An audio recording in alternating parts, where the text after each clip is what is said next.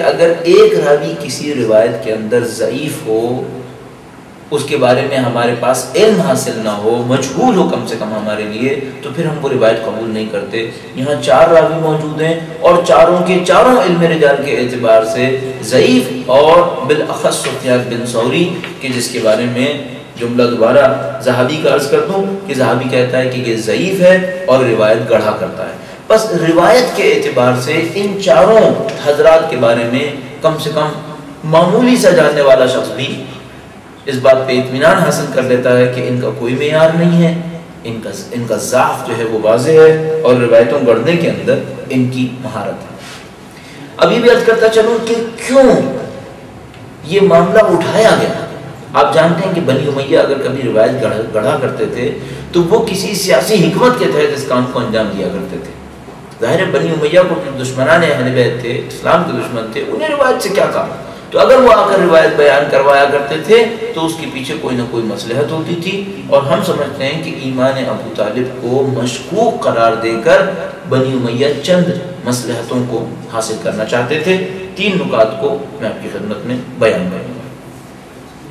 پہلا نقطہ یہ تھا کہ چاہتے تھے کہ اسلام کی جو محسن ہستیاں ہیں ان سے اسلام کے دفاع کا انتقام لے۔ چاہتے تھے کہ ابو طالب، یعنی جانتے تھے بنی امیہ کہ اگر حضرت ابو طالب نبی اکرم کا دفاع نہ کرتے تو حضرت نبی اکرم کبھی بھی اسلام کو پھیلا نہیں پاتے۔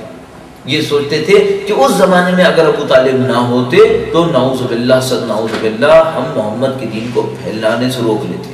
یہ بنی امیہ اس زمانے کی حسرت لیے ہوئے دل میں بیٹھے تھے کہ ابو طالب نے دفاع کیا تو اسلام پھیلا، اور اگر ابو طالب دفاع نہ کرتے تو اسلام نہ پھیلتا۔ تو اب حضرت ابو طالب سے اس اسلام کے دفاع کا بدلہ لینے کی کوشش کی، اور بدلہ لینے کی کوشش اس طرح سے کی کہ جو جتنا بڑا محسن ہو اسلام کا اس کو اتنی ہی زیادہ مذمت کا نشانہ بنا دیا جائے۔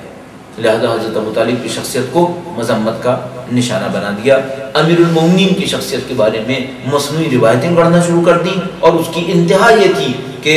امیر شام نے 60 سال تک نبی اکرم و امیر المومنین کی ذات مقدس کو جمعے اور جماعت کے خطبات سے نعوذ باللہ سب و شتم کروائی، لعن طعن کروائی۔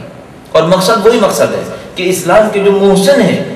اسلام پر جنہوں نے احسان کیا اور اپنی ذات سے گزر کر اسلام کا دفاع کیا،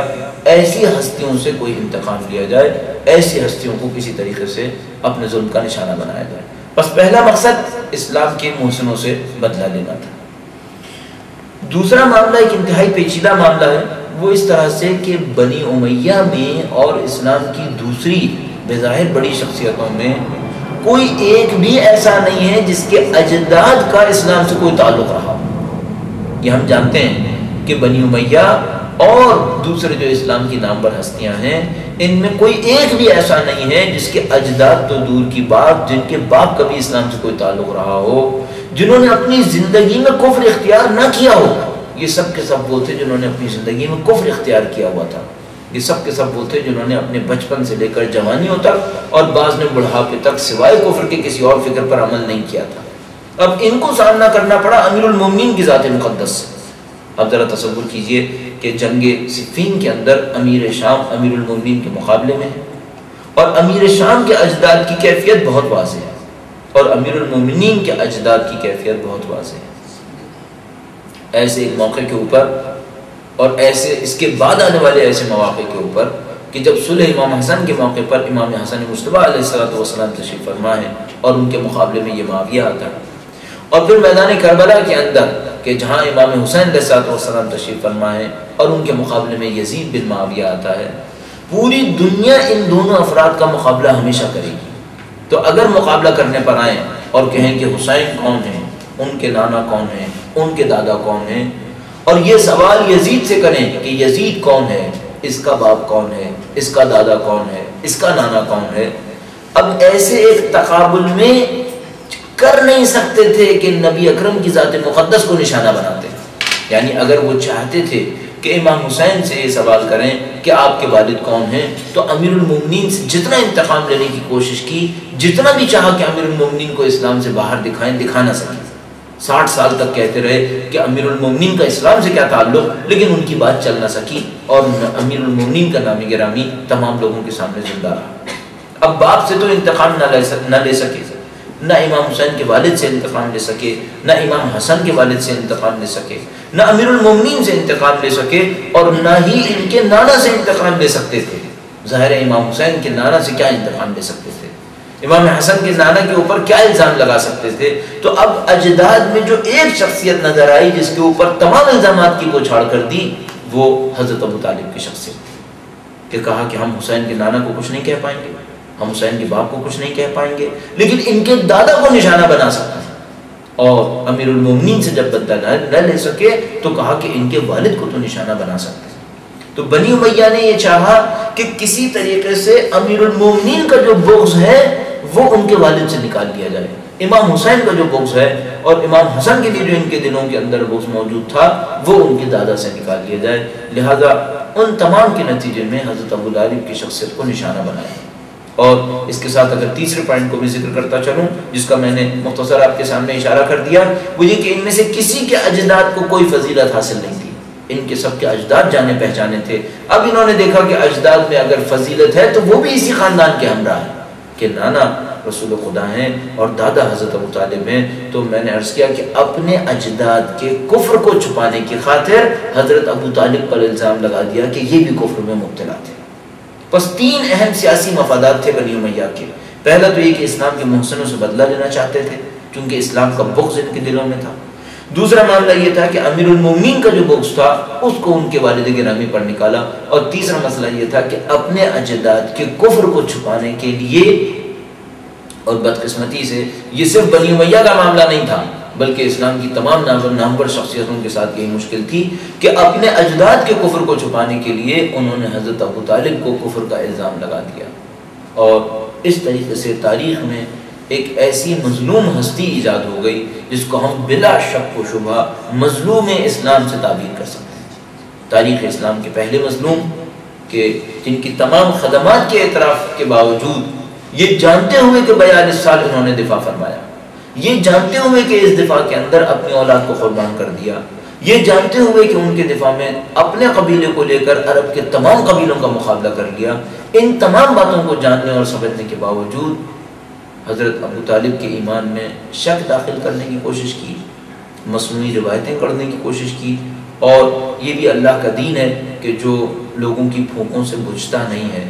کہ جتنا بھی انہوں نے مصنوعی روایتیں گڑھ لیں ایسا نہیں تھا کہ لوگ ان کے دھوکے کے اندر آ گئے۔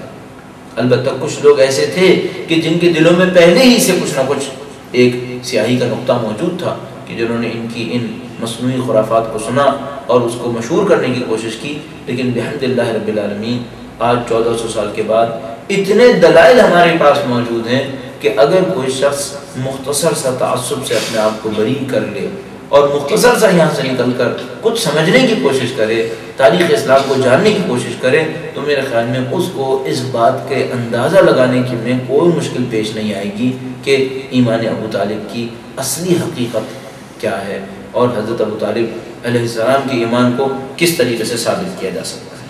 بس اگر دلائل کے اعتبار سے دیکھا جائے تو ہم حضرت ابو طالب کے ایمان کے اوپر ہونے والے دلائل کو 3 حصوں کے اندر تقسیم کر سکتے ہیں۔ 3 واضح دلائل ایسے ہمارے پاس موجود ہیں کہ جس کی روشنی میں ہمیں اس میں کوئی شبہ باقی نہیں رہتا، اور متعدد شواہد اور قرائن موجود ہیں۔